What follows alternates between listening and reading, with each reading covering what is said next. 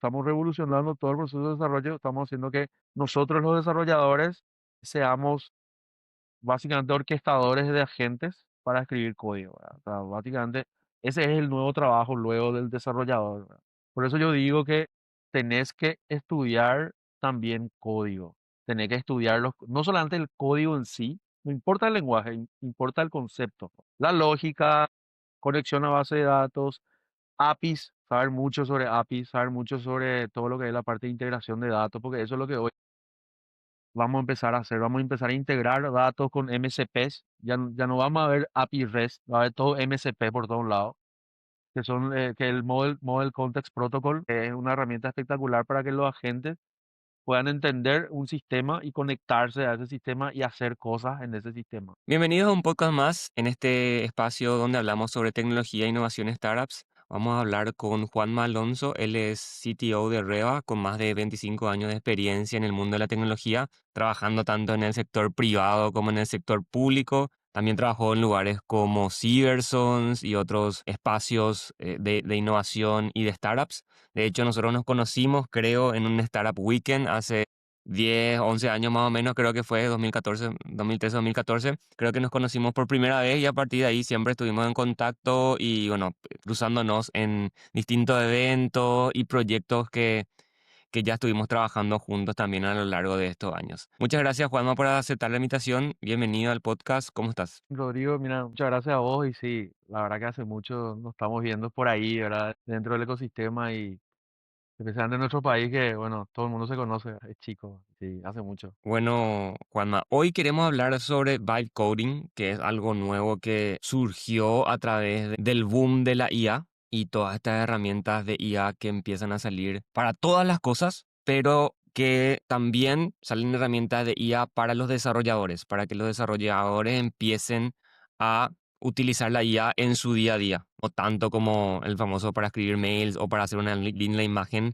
sino que con la IA que hoy conocemos y los LLMs, tenemos algo que nos permite escribir código y con eso empieza una revolución de la forma en que nosotros concebíamos escribir código y aparece esto que se llama bytecoding. Así que te voy a dejar a vos para que nos explique un poquito más, o bueno, que nos explique un poquito cómo llegaste a esto del bytecoding. Sí, y bueno, básicamente como todo el mundo, ¿verdad? Hoy en día está bajo el boom de la IA. A mí todos los días me vuela la cabeza por todo lo que se puede hacer. Y el tema de vibe coding llegué, obviamente como siempre, probando herramientas. Yo soy un product hunter, me considero un product hunter. Me dedico a probar herramientas.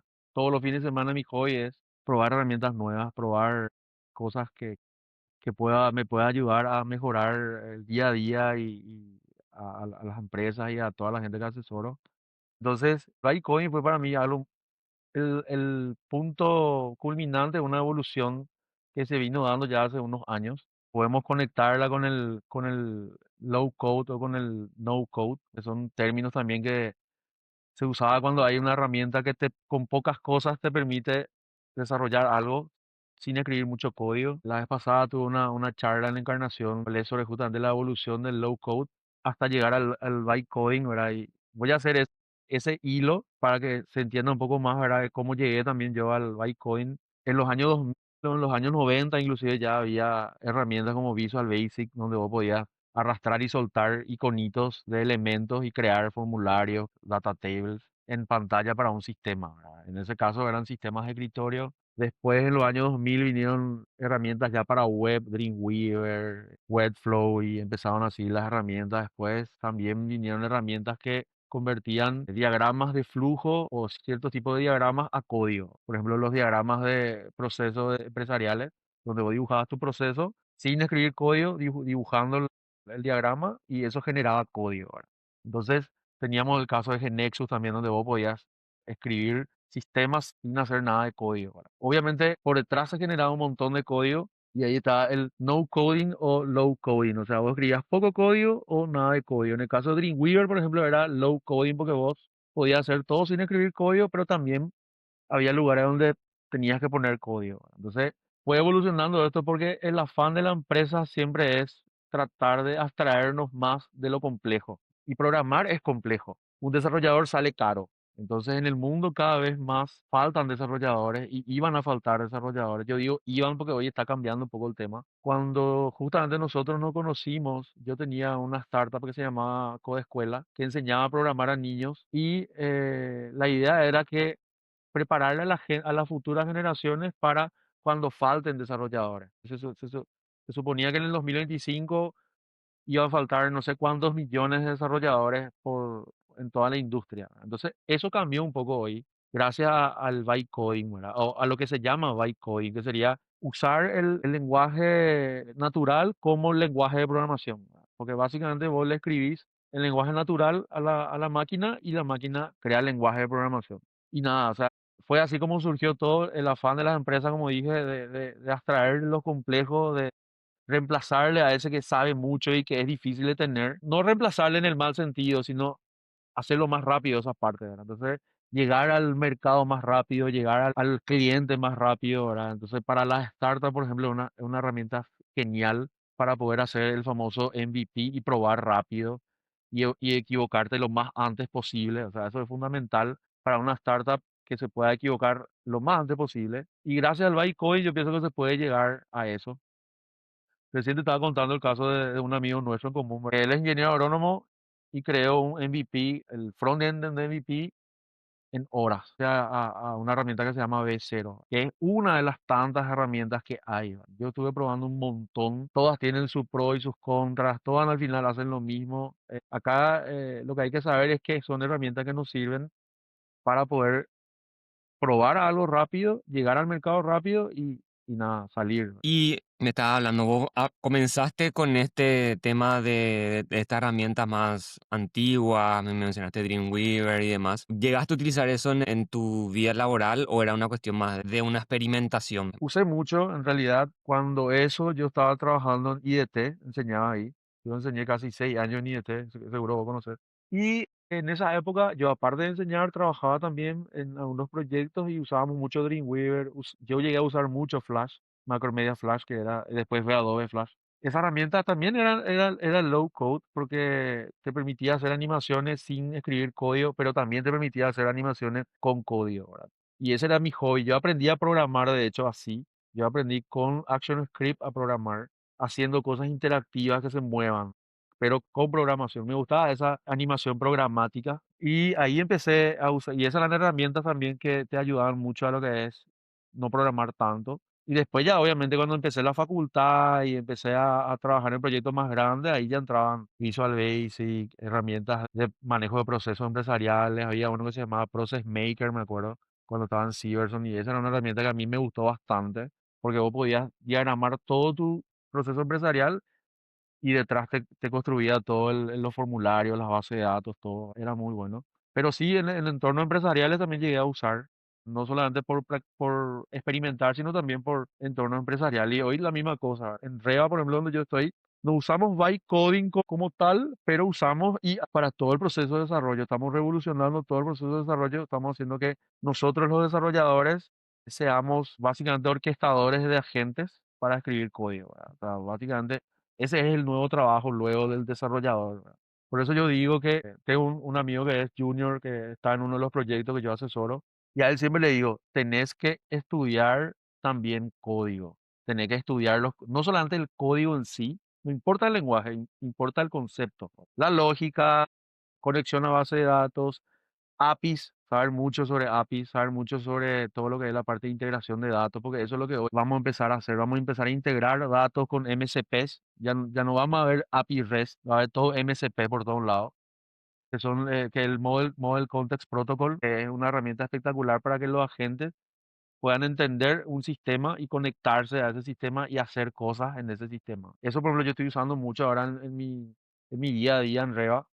Nosotros, por ejemplo, ahí creamos unos MCPs que se conectan al repositorio de código, se conectan a la documentación de código, se conectan al REST, perdón, al Redis.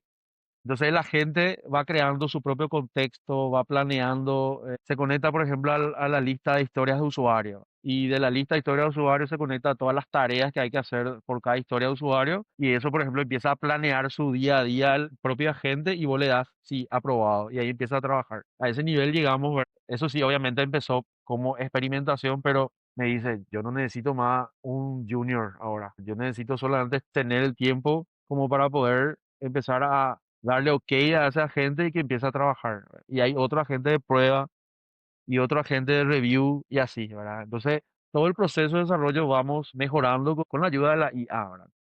Entonces, eso me da un poco a mí a veces la pauta de que la industria está cambiando mucho y hoy en día aprender un lenguaje específico está bien, ¿verdad?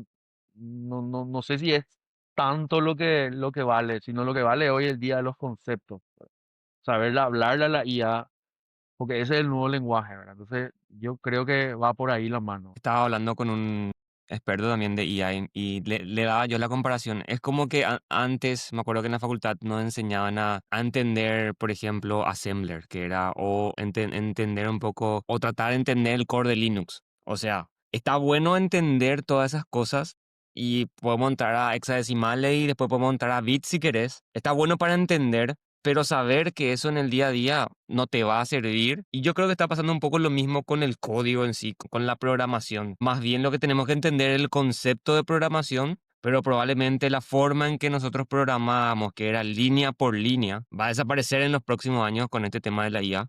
Y o no sé si desaparecer, ¿verdad? Pero la interacción, porque al final, si queremos entrar a bit por bit, podemos entrar también. Pero vamos a abstraernos otra vez un montón de la línea por línea y directamente poder hablarle en un lenguaje natural a la máquina y que la máquina encargue de hacer esto, ¿verdad?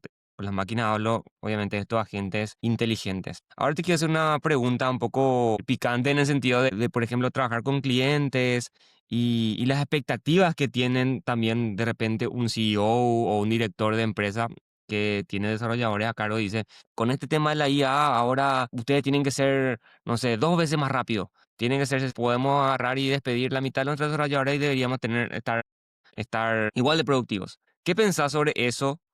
¿Qué tan real es eso? ¿Qué tanto ayuda a un desarrollador y qué tanto podríamos mejorar la productividad de los desarrolladores con estas herramientas? Ahí, la verdad que sí es picante la pregunta y me encanta. Hay muchos factores que entran en juego ahí. Primero, ¿cómo está la empresa en cuestión, ponerle, ¿verdad? Si está organizada, si tiene documentación de código, si no tiene nada documentado, si su metodología es buena, es sana, si el onboarding de un desarrollador nuevo está bien organizado, si el despido o la ida de otro desarrollador se puede llevar. Todo eso implica que vos puedas meter bien IA o no, ¿verdad? ¿En qué sentido? A mí, por ejemplo, yo siempre veo que en Paraguay, por lo menos, o en Latinoamérica, mucha documentación no se quiere hacer tanto. Entonces, la IA me saca tiempo de programación, pero me regala tiempo para poder documentar todo el sistema. Me regala tiempo para poder hacer el famoso documentar todo el código, comentar todo el código, hacer diagramas, hacer todo eso y dejar así algo, una base de conocimiento súper espectacular de tu plataforma, ¿verdad? Y eso obviamente te lleva al tiempo que nunca luego tuviste y ahora la IA te regala. O sea, yo veo por ese lado, ¿verdad? Ahora, es cierto que los desarrolladores que no adoptan ese mecanismo de trabajo, o sea, ser un orquestador de IA, no más un desarrollador, se van a quedar sin trabajo. Eso es categórico, ¿verdad? Pero no solamente pasa con los desarrolladores, esto es transversal y va a pasar en muchas industrias. Los contadores, no sé, podemos estar hablando, no sé, miles de ejemplos de industrias que van a sentir un cambio, van a sentir un golpe y les va a sacar el trabajo a la gente. En realidad no le va a sacar a uno el trabajo la IA, le va a sacar a alguien que usa IA, ¿verdad? Entonces, ahí está la clave, saber usar IA, capacitarse, saber hablarle a la IA, porque la IA también tiene sus cosas, ¿verdad? Es una máquina, en realidad no es inteligente, es un software súper potente, un software de estadística súper potente, ¿verdad? Básicamente eso, ¿verdad? Sabe qué te tiene que decir en base a estadística, ¿verdad? Entonces, tenemos que entender eso primero para poder saber cómo hablarle a la IA, decirle un rol, acotar el contexto, empezar a hacer un plan ahí para que planee, especialmente si hay gente de código, pedirle que te pregunte cosas, si es que tiene dudas, que no tome todo por como sí nomás. Hay cosas que hay que saber hablarle un poco a la gente. Y pasa lo mismo con cualquier byte coding. Cuando vos más buena información le pasás, mejor resultado vas a tener en tu proyecto de cero o el Replit o lo que sea, ¿verdad? Y yo recomiendo hacer un ciclo, qué sé yo, para frontend, usar un Replit, tener eso conectado a un GitHub, también en tu máquina en local tener un Visual Basic Studio, VS Code, perdón, con KiloCode, que es una herramienta que yo uso, conectar con ese mismo repo y empezar a trabajar ahí el flujo de desarrollo para documentación, para prueba, para seguridad, para review. Porque una cosa es que yo haga un bytecoding espectacular y haga un sistema, pero la seguridad, cómo está conectándose a los datos, hay muchas cosas detrás que solamente un experto puede decirte si está bien o no. Y ese experto no va a entrar a tu código, va a preguntarle a la IA, pero él sabe lo que tiene que preguntarle. Entonces, ahí está, el expertise es lo importante, ¿verdad? Obtener ese expertise. Entonces, la universidad tiene que cambiar. Esas horas de programación que damos en la universidad tienen que ser por horas de concepto otra vez.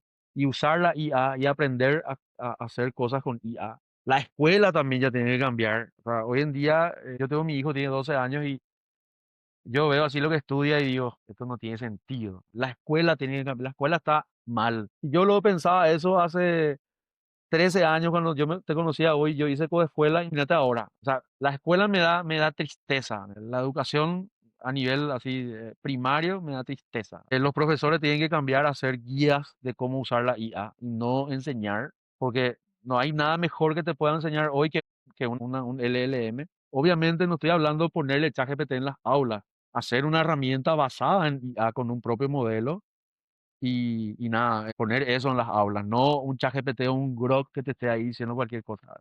Pero básicamente por ahí tiene que ir todo, ¿verdad? Me decías todo esto con respecto a que ganamos tiempo. A mí me hace mucho ruido o me hace mucho sentido en realidad con respecto a otra industria. Por ejemplo, vamos a poner los autos. Los autos, o sea, siempre costaron el mismo precio. O sea, un auto, o sea, si te querés comprar un sedán tradicional, siempre te costó como 15.000, $20.000 por ahí en ese rango de precio, ¿verdad? Y vos decís, ¿cómo si la tecnología avanza y las cosas son más baratas, no baja esto el precio? Y la verdad que no baja el precio porque el producto va mejorando, no es que te venden el mismo auto que te vendieron hace 20 años, te venden un auto con toda la tecnología, con todos los avances, y por eso el precio se mantiene, pero la calidad mejora. Entonces yo veo de esa manera también la IA. No es que o sea, claro, te sale más barato construir el mismo auto, pero el problema es que nosotros ya no manejamos ese auto de hace 10 años, manejamos un auto de hoy, con nuevos estándares de calidad. Hoy no construís el mismo software que construía hace 3 años. Y también lo mismo, de alguna manera dejábamos de hacer ciertas cosas o no hacíamos ciertas cosas que hoy podemos hacer, entonces hacemos mejor nuestro trabajo. Por Totalmente. ejemplo, testing, como mencionas, que era algo que prácticamente no se hacía, o sea, solamente en ciertos proyectos enterprise y ciertas industrias se hacían. Hoy el tema de testing es algo súper, súper delegable a la IA. Lo mismo el tema de la documentación. Todo eso que antes no existía, hoy existe y mejora la calidad. Pero el precio, vamos a decir, el costo, ahora necesitas de igual manera el mismo desarrollador y las mismas horas para que pueda hacer todo eso, pero hace más de lo que hacía antes. Totalmente. No sé si es que te suena Sí, o te llega sí, eso. así mismo. Ahora, ¿cómo le decís eso a los CEOs que están escuchando esto? Que ahora se puede programar todo con IA y ellos no saben que su código no está documentado, por ejemplo. Todo ese tipo de cosas hay que ver, ¿verdad? Pero sí está impactando la industria. Yo siento, muchos colegas también están sintiendo. Y nada, también, pero también te da un poco, hay otro factor, ¿verdad? Que no estamos viendo, ¿verdad? Yo, por ejemplo, y fines de semana estoy con ese proyecto que te comenté, pero también así me da capacidad como para poder hacer algo así. En un fin de semana hacer algo, probar un software o una aplicación o algo, porque tengo la capacidad de poder hacer un product review de producto, un requerimiento de producto completo, o sea, con otra IA hago meta prompting, ¿verdad? Con otra IA creo un requerimiento completo de un producto y le paso a Replit, por ejemplo, y le dejo trabajar ahí a la noche, ¿verdad? Y voy a lograr algo que antes me iba a tardar meses. Entonces, yo pienso que con este tema de la IA, a las personas que tienen son un poco avispados, como dicen los españoles, yo pienso que se van a animar más a emprender.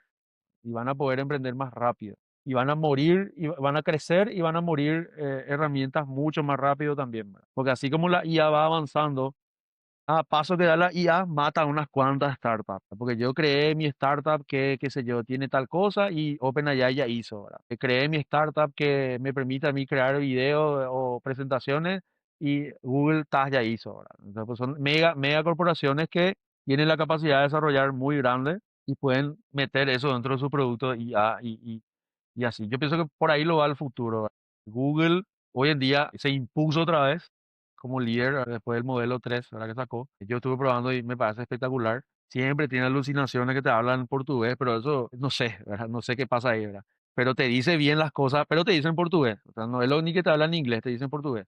De repente, ¿verdad? Pero con el modelo 3 y todo me pasó eso, con el Gemini 3 me pasó también, ¿verdad? Entonces, nada, es normal porque nosotros nuestro Kilo Code tenemos conectado a Gemini y no me quejo, yo no me quejo realmente, inclusive el Flash, el 2.5 Flash, funciona súper bien para documentar y eso, es espectacular. Vos le pasás un código, documentame haceme un review completo y te hace súper bien. Y así, con esa herramienta, por ejemplo, puedes combinar varios modos de trabajo y cada modo puede tener un modelo distinto, un proveedor distinto de IA. Por eso me gusta mucho Kilo Code. Yo recomiendo Kilo Code para usar. Y nada, o sea, yo pienso que está impactando muchísimo, pero yo pienso más que para bien, ¿verdad? Ahora, hay otras cosas que podemos estar hablando de la IA general y todo eso, pero eso, no sé, no sé si vale la pena hablar ahora. Estamos hablando mucho del punto de vista del desarrollador, que utiliza la IA para su día a día.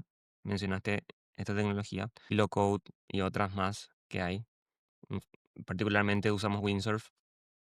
Tiene sus beneficios y ya hablamos de todo eso. Pero ahora hablamos un poquito también desde el punto de vista de una persona que no programa, que no tiene conocimientos técnicos y que puede utilizar estas herramientas para hacer algo, o algún sistema, una aplicación, algo tecnológico. Sí.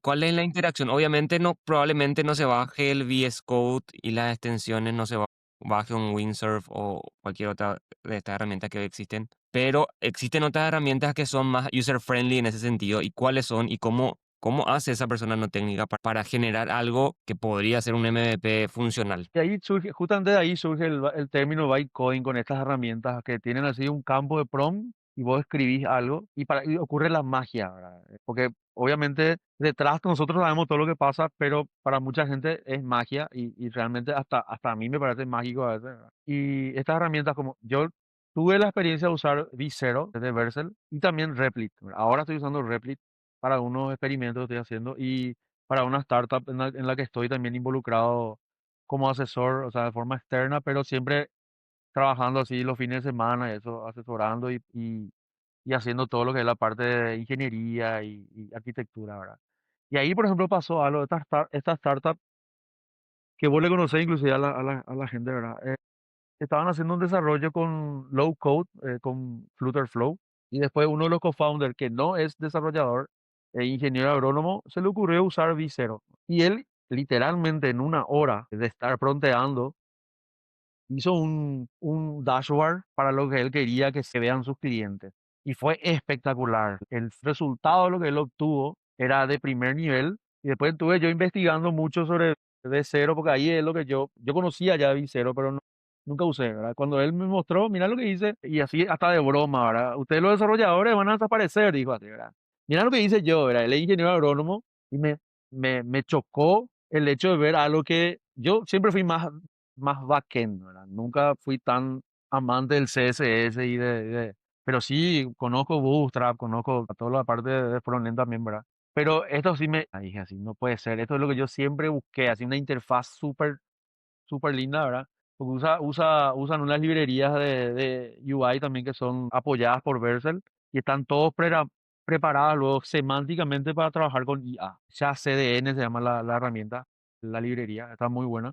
Y esa herramienta generó así todo un dashboard y tenía todo lo que él quería. Obviamente, él llega hasta ahí, ¿verdad? Él llegó hasta ahí porque el data binding con la base de datos y todo eso, que ya estaba todo en Supabase, ya estaba todo hecho, Él obviamente no iba a tener, iba a tardar mucho más en aprender eso y hacer, pero es suficientemente como para poder liquidar todo el front-end de una. Entonces el desarrollador junior que trabaja con nosotros, entró y empezó a hacer el data binding con la Supabase.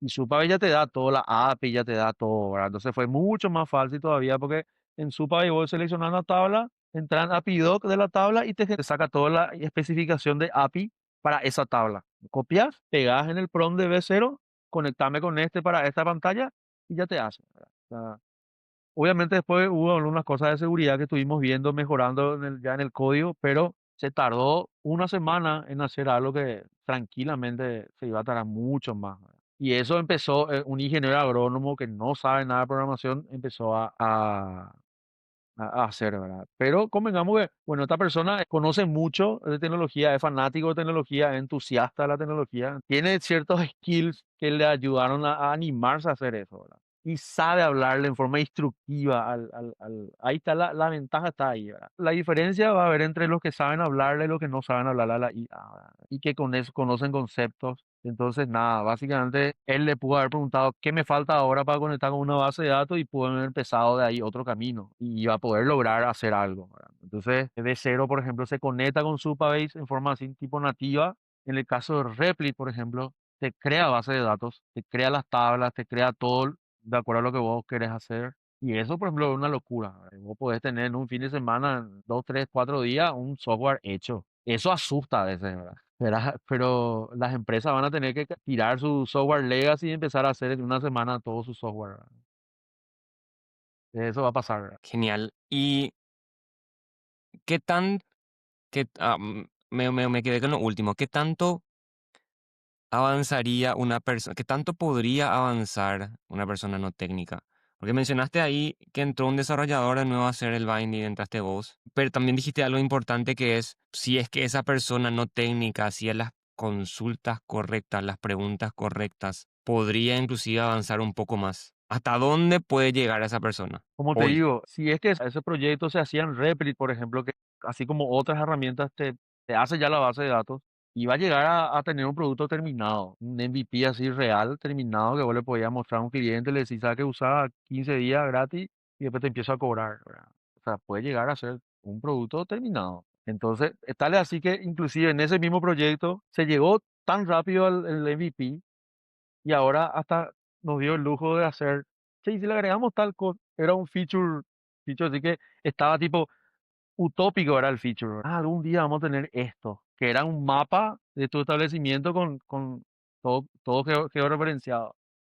Y prueba un poco fulano con el B0 o con el Replit, vamos a probar para ver si te hace. Y te dice así, todo el mapa, GeoJSON guardado en la base de datos, los polígonos, pueden entrar a dibujar.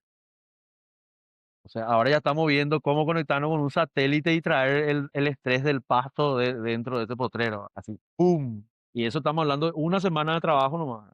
Cosa que imagínate lo que iba a hacer antes. O sea, no, es como que parece que el MVP llega rápido, pero parece que el MVP fue un mes ya es, no sé, una bestia. Una locura. O sea, sinceramente, yo te digo que hay veces que yo digo así. La otra vez estaba experimentando con mi hermano para que vean nomás cómo se dan las cosas, ¿verdad? Imagínate un código JavaScript. Function, saludo, paréntesis, mensaje, llave se abre, document write o document alert, hola mundo, paréntesis se cierra y se cierra llave. Eso es una función en JavaScript. Imagínate que vos la function cambies por fn y te vayas achicando el lenguaje. Entonces vos podés entrenar un modelo en un JavaScript, light JavaScript, que sea un JavaScript pero que sea súper chico para ahorrar token. Yo puedo ahorrar la mitad del costo en IA, en código JavaScript, con Gemini o con cualquier otro lenguaje, tuneado obviamente. Vos podés hacer que el costo sea mucho menor. Entonces vos con Python escribís un traductor de light JavaScript a JavaScript y ese compila, el resultado de eso compila. Pero el código, o sea, el costo de inferencia IA te salió la mitad. Y ese es el tema también. Ahí estamos hablando ya del punto de vista empresarial o del punto de vista de los CEOs otra vez. Los CEOs ven así, hija, gastamos $100 en IA, así, gastamos $100 en IA. Un desarrollador te sale $1000 y vos tranquilamente gastando $1000 en IA, vos podés tener un hardware propio donde tu código se quede siempre dentro de las cuatro paredes, ¿verdad? Eh, y puedas hacer un flujo de desarrollo basado en IA donde produzcas mucho más. Entonces, eso tiene que estar bien diseñado, obviamente, por alguien que maneja todo el ciclo completo del software, de vida del software. Entonces, hay que cambiar el chip. Y ese $1000 que vos podés gastar en IA es el mismo precio que un desarrollador al mes, pero ese produce 10 veces más que un desarrollador. Entonces, tener un senior bien capacitado, un agente IA interno, que equivale a 5 o 6 personas tranquilamente. Tiene que estar todo bien diseñado, ¿verdad? Es Y muy ese loco, o senior sea, tiene que entender también de IA, porque también es obvio. cierto que hay muchos detractores aún Sí, del uso de la IA entre los seniors. sí, esos son los que van a quedarse más rápido sin trabajo, porque le van a sacar su trabajo seniors que sí saben usar IA o juniors que sí saben usar IA. Entonces, va por ahí, ¿verdad? Hay que saber entender cómo se le habla a un modelo y como te digo, un ingeniero agrónomo, un amigo mío, construyó un software eh, solamente con prompting, ¿verdad? Y entonces es una locura, ¿verdad? Tenés que invitarle a él en tu programa también. Le vamos a invitar, le vamos a invitar. Entonces, mencionaste lo de los costos. Eso es importante comentar. Esto no es gratis.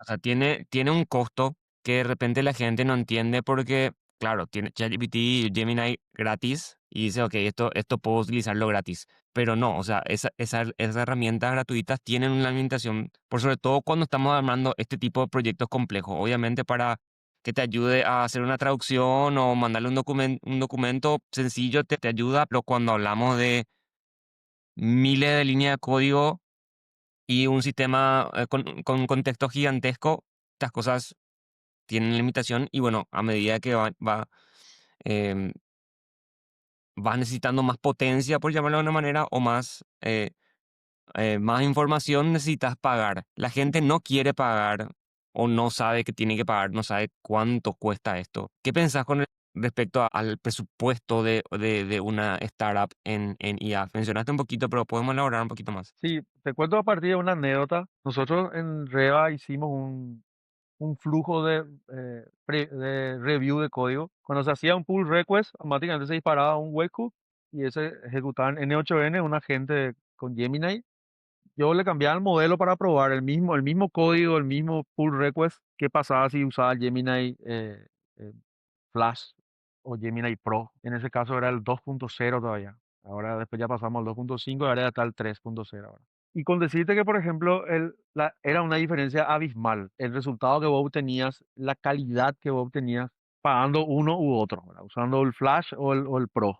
Hay una diferencia. Para documentación está bien usar cualquiera de los dos, pero para programar, por ejemplo, o para entender un poco el código, hay diferencia. Y cada modelo de cada proveedor, o sea, los proveedores son Google, OpenAI, Anthropic, DeepSeek, no sé, Grok, todos son proveedores y cada uno de esos proveedores, para que la gente entienda, tiene varios modelos. Y cada modelo está entrenado de una forma con muchos más parámetros o menos parámetros. O sea, supongamos que tienen más neuronas o menos neuronas. Entonces, algunos son más lentos por eso, te dan resultados, porque siempre te dan los resultados, ¿verdad? Eso también es algo que tenemos que entender. Pero el precio es distinto. Por ejemplo, Gemini 2 está 2 algo dólares el millón de tokens. ¿Y qué significa millón de tokens? Aproximadamente millones de palabras. Pero vos tenés que tener en cuenta que las millones de palabras son palabras que van hacia el código, hacia el modelo, y palabras que vuelven del modelo. O sea, cuando yo le escribo, te van tokens también, porque eso tiene que transformar en token para poder impactar contra la base de datos vectorial y ahí hacer su magia y devolverte token otra vez que se traducen en palabras. Entonces no es que todo lo que me escribe el modelo son los 1 millón de tokens, son todo el contexto de lo que yo voy escribiendo. Y cuando voy escribiendo, a medida que voy escribiendo, si yo no comprimo los mensajes anteriores de la conversación, todo eso se está yendo. Por eso la conversación cada vez se hace más pesada y se gasta más. Tenemos que saber entender eso y empezar a partir las tareitas en pedazos. Hoy en día ese concepto de divide y vencerás viene muy, muy así al dedillo, porque tenemos que saber partir las tareas que tenemos que hacer. No tenemos que hacerle al modelo hacer todo, ¿verdad? A no ser que tengamos un agente interno, local, uno Llama o un open source de los otros proveedores de OpenAI, por ejemplo, tenemos local, si tenemos la capacidad de cómputo, genial, ¿verdad? Ahí podemos abusar del modelo y no vamos a gastar nada, ¿verdad? Solamente vamos a gastar lo que nos cuesta el cómputo ese que tenemos, energía y lo que nos costó comprar el equipo, ¿verdad? Por eso que hay startups, lo único que pueden hacer es conectarse a un modelo, buscar el modelo más intermedio entre costo-beneficio, o sea, que tenga buen código. Depende si van a hacer para código, ¿verdad? Porque si van a hacer para marketing o para otro tipo de proceso, también hay que evaluar, hay que hacer las evaluaciones de los códigos, perdón, de los modelos, de la respuesta a los modelos. Eso es algo que nadie habla, pero se tiene que hacer, evaluar, evaluar, evaluar. Si nosotros mismos estamos construyendo agentes, tenemos que tener un proceso tipo de testing de la gente, que es las evaluaciones. Entonces, eso también tenemos que hacer. Pero en cuanto a costo, va más o menos ahí. La diferencia, 2.5 Pro de Gemini es 2 punto algo dólares y el 3.0 Pro es 4 punto algo dólares. O sea, el doble de caro. El millón de tokens. Y se llega rápido al millón de tokens. Se llega muy rápido. Vos con un feature, qué sé yo, la vez pasada estaba haciendo un feature que era un panel de notificaciones de Reva para ver todas las notificaciones que se envían. Eso, por ejemplo, teníamos que ver de otra forma con la base de datos. Eso los desarrolladores. Ahora la gente de soporte va a tener así un panel donde ellos pueden ver las notificaciones que se le llegó al usuario. Ese era así algo y estaba siempre dejado de lado por otras cosas más importantes, ¿verdad? Entonces ahora con esto ya puedo hacer más rápido las cosas que dejaste de lado también. Y eso superó los 1 millón de tokens enseguida, hizo varias cosas, pero también en ese mes donde llegamos creo que llegamos a estar un poco más de $100. Es poco, pero nadie espera ese $100 así de la noche a la mañana, ¿verdad? O sea, impactó un poco así. Mira, pues este $100 acá, ¿verdad? Entonces, este no estaba pensado para este mes. ¿Qué onda, verdad? Entonces, y bueno, ¿y qué se hizo con eso? Se documentó con ese $100, se documentó gran parte del backend y se hicieron creo que uno o dos features, ¿verdad? Y $100, está bueno, o sea, porque ¿qué pasa? Le documentó gran parte de la plataforma y metimos todo en un rack, todo el código, cada clase, hicimos chunqueamos todo eso, creamos un markdown de cada uno de los códigos y empezamos a tirar en un rack.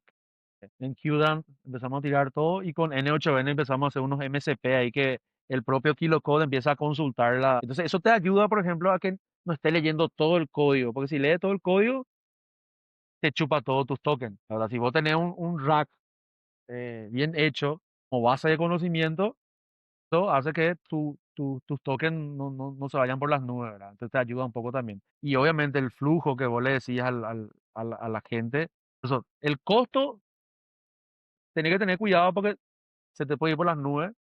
Si no tenés cuidado, a mí me pasó, ¿verdad? En Google, no calculé algo y se me fue por las nubes, ¿verdad? Pero uno aprende así. Podés usar el Gemini Flash, inclusive los 15 primeros tokens, no, los primeros tokens en los primeros 15 minutos, no, los 15 primeros tokens de cada minuto son gratis. Sí, ¿verdad? Entonces, podés hacer cosas ya ahí y vas partiendo la tarea en pedacitos.